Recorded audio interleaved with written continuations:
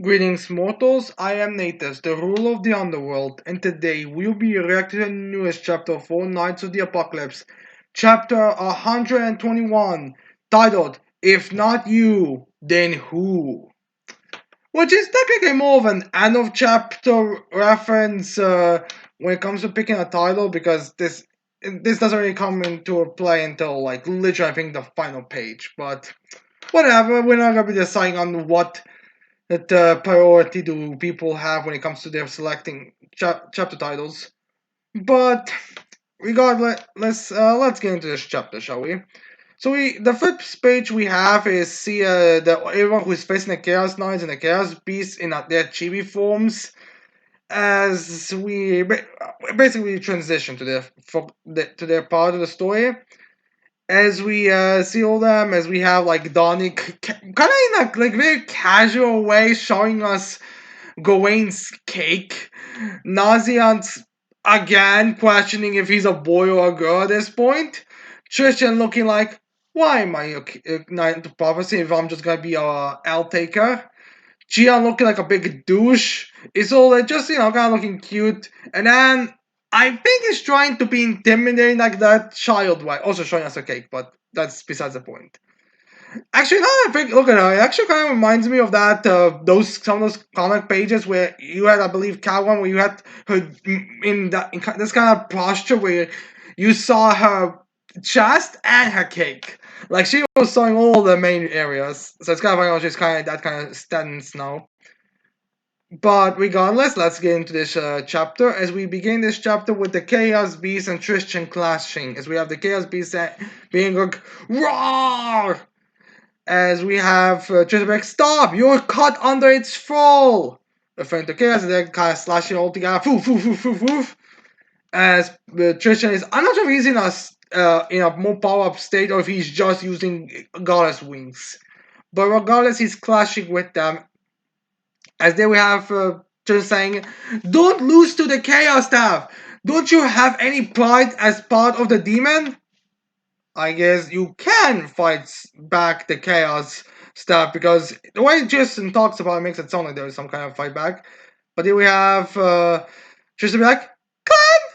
As he remembers what Swords told him with ice. See, you have no self-respect whatsoever, neither as a goddess nor a demon clan member, because it's kind of like never realizes how rich it is coming from him commenting about someone's self-respect as a goddess and a demon clan member, especially the demon clan member when he himself doesn't have any respect himself. As then we get as then when Trishan is distracted, we have the Chaos Beast just punching Trishan and sending him to one of the pillars as then the thing just kind of stomps towards him to cut him down. I mean, they're lucky. Maybe this chaos creature's gonna kill Trisha and then Percival could survive it. Who knows? Maybe we should see if Trisha can die. Then we have the chaos creature be like stopping a queen. Well, not really reacting with noise, just kind of having like a wood bubble as it has like a question mark and explanation point in it. As then we see that the chaos creature is reacting to some hands coming from the ground, grabbing it by its leg, as the move's called Ground Grabber. As we see that Chiang is the one who uses it, since he's the one that can actually use it. As Chiang says, Bow down! As it kind of like, I'm not sure if this is like a direct spell or if it's just kind of like, it's kind of like gravity, like you move forward, but then there's something in your way, and something big, and you kind of like tipple over. So the beast falls down. As then we have Isola showing up. As Isola's like, no mercy for Prince Richard's enemy, no matter what. As she goes there, she uses time bomb and she smashes the chaos creature on its back a bit. As the chaos creature doesn't seem to like react to that, it blows themselves because it immediately kind of goes to grab it, but Isola just jumps out the way as the creature notices the little marks on its back from Isola's time bomb attack, as then Isola says, "Pray for your own sake." Kind of weird, and now we're really going into the whole religious thing with pray and what Anne says later. But then we have a bunch of explosions happening that I think sends the Chaos Beast's head to the ground. Uh, as then we have, I think it's all using a move called Combined Strike, Devote Prayer. So yeah, I guess he also has like a prayer move. As then we have Donnie be like, "Wow, nice!" As you know, it's like they work so well as a team, don't they?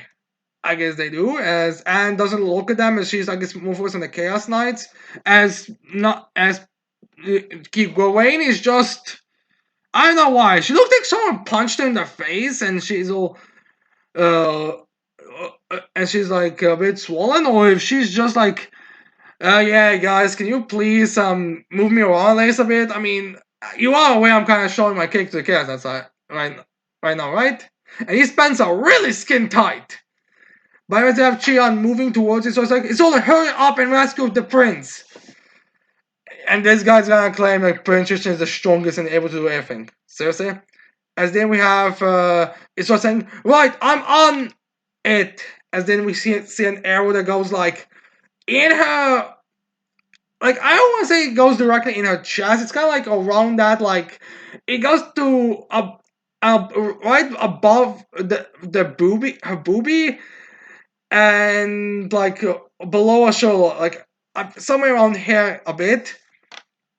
And then it slowly falls down, as she's like, "It's all day," and she's also trying to grab it. I'm not sure this is poison or if this is some magic boost in damage, but regardless, she for some reason seems to be very affected by it. As John's like, why did that come from above?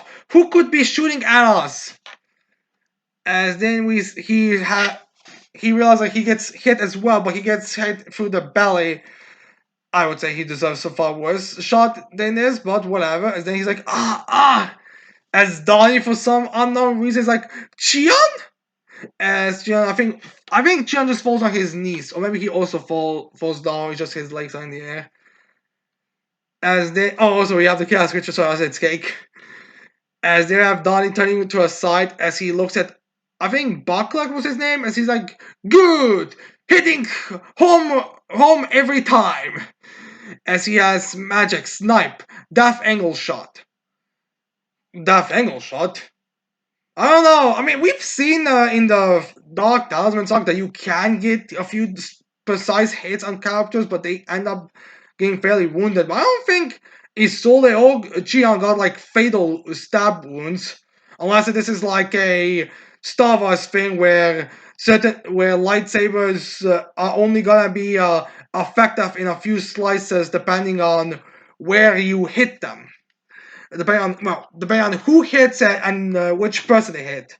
You know, like how Inquisitors seem to be dying by lightsaber stabs and cuts, while everyone else seems to be perfectly fine after a few minutes of and then fine. But yeah, regardless, Backlack is there.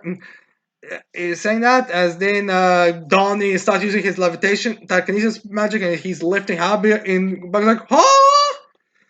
As in Donnie, I think is starting to spin him around because he's moving like this as he's holding Gawain, as then Donnie's like, hey, if that's how you want to play, then you're going down. Why don't you just throw him away like you did Dormark? I mean, Becca doesn't look to be like even ignoring the possibility that he's a just promoted Chaos Knight. He doesn't look to be that physically strong in Dormark. So if you throw him the same way as you did Dormark, he probably would. Oh wait, no, I think the one's the other figure I got. I think wait, was it the big dark talisman guy with the axe, the guy who kind of looked like a diet rip-off version of Escanor, that guy. Like, I feel like if you did that to him, he'll probably face the same thing, or maybe he doesn't want to because he's holding Gawain or something. I don't know, really. As then we see a panel of Baka being spin around like, whoa! Like he's on a roller coaster. As then we get a rapier getting shot right next to Donnie, but doesn't like hit him, but it does like have him lose his focus and drops Backlot and Gawain down to the ground. As then Livette says to herself, which I don't know if this is because of the because in the previously we've seen like a way Livet showing herself was also that where I think Nakaba's his health was interfering with his art style, but I think she wears a bit of a different outfit than she wore previously. Maybe it's just me. I mean, not entirely different, but I think like okay, I think the skirt is okay. I think she always wore the skirt, but I think her like upper torso piece is like a bit different. I think there was like more of a standard armor thing, but now it seems to be like more of like a kind of dress skirt one piece, more like a dress kind of one piece. It's like with a mini skirt. As Levet says to him, "Don't mess with us, little boy." As then Levet like I was like the whole like rapier fights usually fight like they have like hundreds of different strikes in as Levet says, "On guard!" kind of, no, as a very main impression, the reason I Levet was chosen was because she already kind of worked with Mortlach beforehand, so there's like a certain level of already commodity between the two because the way how she has more of this like more proper dueling kind of way. As then she uses this ability called That Rain, kind of glorified since it doesn't seem to have anything to do with that rain unless if it's like metaphorical strikes from the Rapier's rain. And then we have Donnie. I think kind of dodging. I kind of like not even like dodging, and more like she's using multiple strikes, but he's just kind of going down like ee kind of deal. As Donnie's like whoa whoa whoa whoa. As then we have Anne kind of in a very chill badass way, like almost preventing her from continuing these strikes. As so they were like disc. As Donnie's like Anne, as he has a bit of a scratch on him. As then Donnie is like all really happy and he's like, "You saved my." As he's starting to get petrified, he's been turned to stone. As I was like, "Huh?" I guess Donnie is surprised that she saved him because usually how the like that's a fine thing. The thing about Anne and Donnie is that Donnie doesn't really like do that much of things that would get Anne's ire for that he would really like deserve getting some hatred by Anne, but Anne really doesn't like him. Like maybe she likes him, maybe I'm exaggerating, but the two of them don't really seem like Anne doesn't really seem to like Donnie that much. Maybe it's maybe more of a joke, and it's not like something like actually negative, like how Cheon hates the other ones. But it's kind of funny that Donnie said, "Oh, I'm surprised you actually saved me. I thought you hated me like Cheon hates me." Kind of deal. So yeah, I get to see why Donnie would be so relieved by it, but I feel like she probably likes him in like she plays up her snark in her dislike for him. So yeah. Anyways, we have Leave It In going a little bit back from the strike, and she says petrification. Which wait, is that supposed to complete that attack like that rain petrification or something? I was like certain. As then Levet does the anime thing and explains to us her abilities. Like I'm being brushed with my blade, and you see what happens. Basically, turn into stone. So yeah, okay. Mainly, this thinking about this is like one of those abilities I can understand why even if it isn't a particularly powerful one, would be put on this team. Team with like her ability is very useful in their fight, and she most likely already kind of has like a relationship with Mortlach because of the way they've talked, and they you usually like put similar type of mind people in our same team so they can work together better. So I can see why Leavitt was put on the team. As then we have Anne pointing her rapier. She has like this very much pride in a very prideful face on his arm, and she says, as long as I don't you don't touch me, I am fine. Am I wrong?" Basically getting the thing clear. Which I do have to question if it's truly that limited, or at the very least, if there are some other ways to get it. Like, I kind of question, like, anytime someone uses a magic type and they really make it sound very limited, and that's supposed to be their magic, or maybe petrification isn't exactly leave its magic. Maybe it's like the soil has the petrification or something on. I mean, it would definitely be a nice power up for Anne if that is the case, but we have to wait and see if that's true the case. But regardless, I do feel like Elivate should have other ways to use petrification. Probably just more limited and more like specific types of ways. But we'll have to wait and see. Maybe it's like she has to touch the organic ones through it, but she can do it on the inorganic stuff or at will, something. Or maybe it has to be like a skin touch or something like that. I don't know, really. Whereas it's probably not going to be explored in any greater detail. It's probably just gonna be you get struck by a blade and you get turned to stone. But anyways, then we have the nonsense back. What a silly stance. Hey, I don't do this. Wait, what? I guess it must confirm that the petrification comes from Levate's rapier or some kind of poison or something on it, because I don't see why magic would be able to be petrification magic would be able to be undone by some medical stuff. But yeah, anyways, you have Nazian's noticing something, and then he sees like a bunch of daggers. The Kunoichi, well, the ninja daggers coming at Nazian, so he's able to like use his daggers to like blow them away.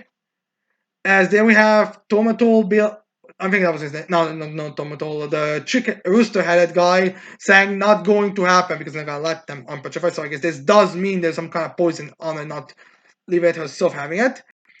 As then we have like a classical rapier kind of fight, as we have and having it in a stance like this, and then she goes like foo, foo, foo, as Levi's then also like doing it. As we have like come on, oof. And then we get some like strikes from Anne that actually do. I don't think they damage her, but like they do. I think hit the like. I think it's just like kind of. I'm not sure if they damage her helmet or anything like that, but they do get kind of like push into her there. As Livets then like this girl, she's good. I'm assuming these two are more like comparable in skills. I don't think it's Anne's like overwhelmingly better because like I mean, Anne's a bit of a weird character when it comes to placing in terms of power scaling because alright, she's supposed to be extremely skilled, but throughout this story, she always kind of gets like the kid glove approach. Like the first arc with her, she was really impressive, but then we get to stuff like Artback not even being a true fighter, and he's able to like block her attacks with his stab behind his back, or like barely, even though he's not supposed to be powerful. You get her Dark Talisman opponent, and her opponent is a mismatch in her advantage. Not even like is a mismatch in her advantage, and she doesn't even like beat her on her own. It's like something happens next to her. Against Milligalon, she doesn't even fight. Against Milligalon, she doesn't even fight in that area. And then against McDuffin, Ten actually again doesn't really fight. She just gets like a broken hacks magic ability that actually gets into play later in this chapter, and she basically just faces off. Like she doesn't really have that. It's kind of difficult to take her like that seriously, and I guess this is supposed to be like more of a respectable. Like she's strong. So, don't think she's just like she can win with some hackers or something like that. But then we have the three-headed guy showing up as he goes with his like giant blade. I mean, he seems to have like some kind of blade like Asta has, but he just goes with take this. But Anne is able to notice him. Maybe she hears him. I don't know the two. She's able to like jump out of the way and like do a little spin in the air to like kind of show off and lands on the cloak. Well, on a hill somewhere, as the rooster-headed guy is striking Nazians. I guess this guy's probably been one of the weaker ones, or probably the weakest there. As then we have Anne be like, I am Anger Halat of Team Percival, and I won't let Camelot's minions get the best of me. So yeah, pretty on word type of thing. Yes, then we have someone appearing from Anne's back, as then she grabs Anne's hand that she hold the rapier, grabs it, puts it around, and she puts her dagger around Anne's throat, which in a panel actually does make me believe that Ozbank is supposed to be taken as younger than Anne, not gonna lie. As Ozbank tells Anne, we'll be the winners here, and Team Percival is fair to disband today. So yeah. As Ozbank so yeah. No, it's actually nice that she said that they're gonna be disbanded, so she's at least somewhat nice to them. That she didn't say she's gonna kill them or something like that. As then we have Anne be like, since when were you behind me? Actually, that's a very good question. Like, how did she get there? there because even based on her magic, I think the name of her magic is basically confirms that she doesn't like teleport, disappear, have something like that. She does have more of a blend in type of ability. As Rosebank says, it's called Mimicry. Nothing fancy, but pretty useful in a pitched battle. So yeah, Mimicry. From what I quickly read, I literally just typed in Mimicry and quickly read. From what I understand, it's when animals kind of camouflage themselves to look like more intimidating animals, or like deceive them to think they're more dangerous than they really are, or think it's some kind of dangerous creature. So not that that's like exactly what Rosebank fits exactly how Rosebank has been using Mimicry, because Mimicry, the way she's using it was more like chameleon, where she like blends in with the background. But maybe it's like, again, if we assume that she's not even an adult by the by the medieval standards, I think it makes sense that she would have a more weaker version of it than it would technically be. Which, funny enough, that actually does work really well as like a foil to Anne, as Rosebank has to be more of a deceit based character, deception based than most characters. So kind of interesting for it. I guess both Rosebank and Livet has some kind of like a good position for Anne in that sense. But yeah, anyways, then we have a panel where we have Chion and Isolde on the ground. Like, they're not on the ground, but like still having like a few arrows pierced into them. I guess those two cannot take much damage when it comes down to it, because I'm pretty sure Donnie got more damage. He was able to still keep standing. As they have Rosberg telling them, our goal is to stop our prophesized destruction. We can't let you have your way with us.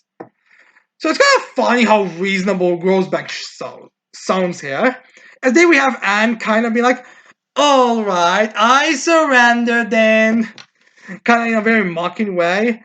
As now it's like, Angerhard, as he's kind of questioning this. As then so it's like, what is she? As then we have Chen be like, damn her! Fitting, but it's still like, seriously. Jian at least have some confidence in it. As they will have Anne be like, but if I do, will at least one of you tell me where Percival was taken and how to get him back? As we see the other three Chaos Knights, where okay, I first thought that Mark had like a Asta type of sword, but now he seems to have more like a giant Arabian sword. Like I know they have different names, but I think it kind of looks like a Arabian sword here.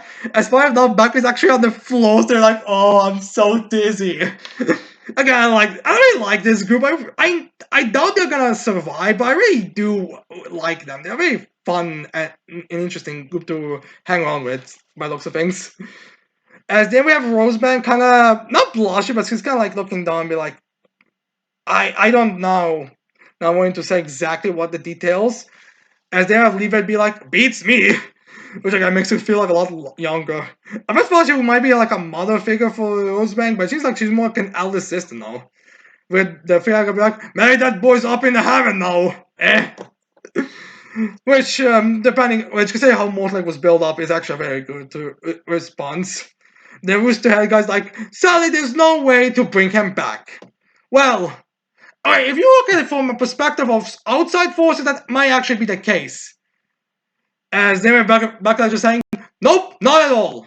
As they have Anne having a smirk, it's like, oh, is that so? Because she knows what is now gonna be active, as as all of the Chaos Knights, even Backlash was all on the floor, all get sent crashing down. Conveniently, the Rosebank fell on her butt instead of, well, on Anne.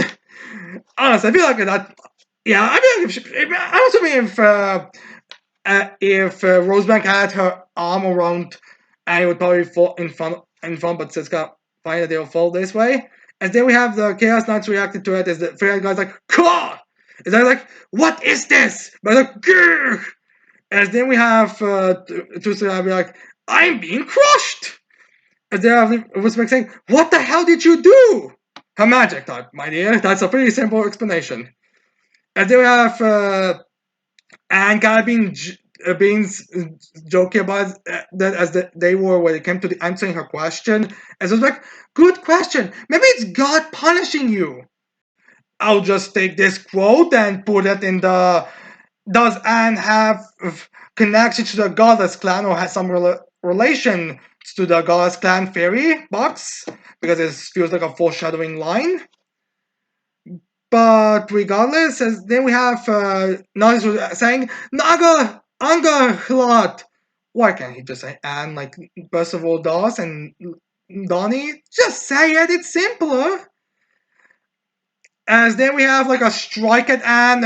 I think it hits her on the. Actually, I think it just hits her on the shoulder. Also a good kick shot. As Anne from that hit gets thrown to the ground a bit, and she's falling down, and she kind of like sort of recovers. It's like, ugh, scream. And then like, it's kind of like other blood coming from her. She's like, and she kind of goes down in a very interesting state. If you saw the panel, you would know what I mean. And she's like, a new rule to my magic, I suppose. Rule 7. It won't work if the target can't speak my language. Ugh. Personally, I would say the new rule should be added as it will not work. It will not work against people who have an unreasonable expectation to respond to you. Because the demon class creature is kind of just standing back up normally, as it kind of just stroke Anne with its tail as it recovered during their little clash with the Chaos Knights. So yeah, I'm not like it's. I do have to like again. This kind of in my opinion hints to it not being to Anne's ability being kind of useless against people who are deaf or mute, or if someone is like okay, there's some theory that people had. Like, how do you keep someone who is like just finding in against someone else in Ant's facility and doesn't really answer? Would they not answering be like a connecting point? Like, how much does like where's the connecting point between telling the truth or just talking about something else? Because I believe Macduff didn't like lie or answer. He was like, it does not matter kind of deals. That's the answer. So I don't think it's like a lie, but you have to question how things are gonna really like go. And I feel like this answers to at least one question that the person must be in reasonable amount ability to be able to answer stuff. So chaos creature does not speak the same language, nor or do I think it even honestly seems to be able to talk, and it's not gonna be affected by Anne's magic. Then honestly, if the creature did say, "I don't know," it would probably be an accurate response since I don't know why this creature would know what Macduff's Mortlack's duelist does. He doesn't even probably know the name of the ability, so I don't see why it would know how it works. But anyways, they have Chian be like, he's barely hurt! Well, of course, he's barely hurt. Like, what did you think? He was gonna be like super beaten or something that you blow his head off or something? And then it's like, Prince Tristan! And then we see Tristan still carved into that pillar, basically like he's in a casket right now. As then we have Gawain starting to stand up. I guess she finally fall to the floor. And she's like, Tristan, can't you hear the voices calling for you? If you don't step up here, who will? Is there Gawain be like, or maybe if I don't do this, who else is left? In the final part of the chapters, we see Gawain like kind of slowly rising up in a very fan servicey shot as well, since they're dangling there. As Chicha is like, oh, god damn, weird enough, it looks like he's wearing red lipstick now or something. As there's a little like blood coming from his head. So yeah, I guess he might be completely knocked out, and Gawain will be the one who would need to like take down the chaos creature, which might be a big moment because I don't think she properly like took down anyone on the chaos and the Camelot side like a proper 1v1 fight and win. Like Palgot was its own thing and she didn't even defeat him. She didn't. Galan was killed, but like she damaged Galan, but he recovered and was person who get the final blow. Mila Galan she passed out before it was defeated. The Chaos Demons were completely off panel. Then some people say there was mostly Lancelot that did all the work, but maybe Gawain dispelled the brainwashing, since she makes more sense than Lancelot for that. But yeah, I guess now she's gonna be doing something. As she also says, uh, now as for what she's referring to, she says, if I don't do this, and then dot dot dot, and then who else is left? So to her, it's like no one else can be able to. Like someone already knocked out with Nolan Nelson be able to do anything, and she's the only one that has capability of it. So I'm not entirely certain if she has like some kind of special thing up her sleeve, or maybe she's just referring her to buff form because she didn't go into her buff form yet. I mean, she did acknowledge the buff form, so it's not like one of those like a forgotten concept. But we don't really know. She's going to be using that, not going to that buff form to like break the chains and or break the magic rope, whatever is tying her, or if she's just gonna like slam it down, or does she have some kind of other spell she can use? Like Gwen's repertoire, spells wise, in the small form, seems like she has probably like, everything possible. While in the big form seems to be the more the power one. So we'll have to wait and see if this is gonna be like a Gawain and Tristan going up against the Chaos Creature, or if it's gonna be just Tristan going into his demon state, accepting himself and all that, and beating the chaos creature, or if Gawain's gonna be using whatever she's referring to here, he's gonna do something else. I don't really know, but we have to wait until. Well, if I had to wager, I would kind of say the next chapter is gonna focus on Lancelot versus Nashi fight, and then we might go into the same kind of round with then Percival versus Mortlock, or who knows? Maybe we're gonna finish this fight right now, since you can. Like the thing about the manga and anime, thing is about fights to take place in the same time is like you always have to remember that even if we don't focus on one part for a very long period, for one part for a very long period of time, and if some chapters are longer than more others, the fights are about if it can be solved in the same place. Like all this that happened right now happened at the same time as Mortlock versus Percival last chapter happened, and whatever is going to happen next week, most likely against Lancelot and Nashi, will happen at the same time as this chapter. Like all that is happening at the same time. So I mean, we could end this fight right now, and then we could spend a couple of chapters focusing on Nashi versus Lancelot, and we could have the ending to that fight, and then we could cut back to Percival and Mortlock, and it will be taking place right after Mortlock, after last week's final strike on Percival, and makes sense. So we'll see if there's gonna be a conclusion here, or maybe we're gonna do a thing where we are gonna focus on this fight, finish it, then we cut back to Percival's fight against Mortlock for a chapter, then we cut next chapter to Lancelot versus Lanashi, we end that one, then we cut back to Percival versus Mortlock, and we end that fight. Like maybe we're gonna be doing that, but we have to wait and see on that side. But for now, I would wager it's Lancelot versus Nanashi for next week. But yeah, anyways, although I suppose we probably couldn't really get much for that fight since, like, how overpowered Lancelot is. Although I do think they also dragged out Arthur versus Lancelot, so who knows? Maybe it's gonna be a long fight. So we have to wait and see. So yeah, anyways, this chapter was a pretty like a very fun like chapter. I probably like it. I would say I probably like it a lot because I like it with a bunch of different characters with more like different types of abilities clash amongst each other in this like battle royale setting. I find personally I find these fights more entertaining than something like Nanashi and Lancer, even though those two fights are gonna be probably more badass, like more cool. They're gonna do more big ass shit, but I personally like these fights more, so I really like this chapter. It was very fun seeing these clashing amongst each other. And yeah. Uh, oh, and anyways, I hope you like this chapter reaction. I hope you leave your thoughts in this chapter in the comments below. Don't forget to leave a like, subscribe to the channel for more videos in the future. And with that said, I cannot wait to see all of you Motos next time. Goodbye.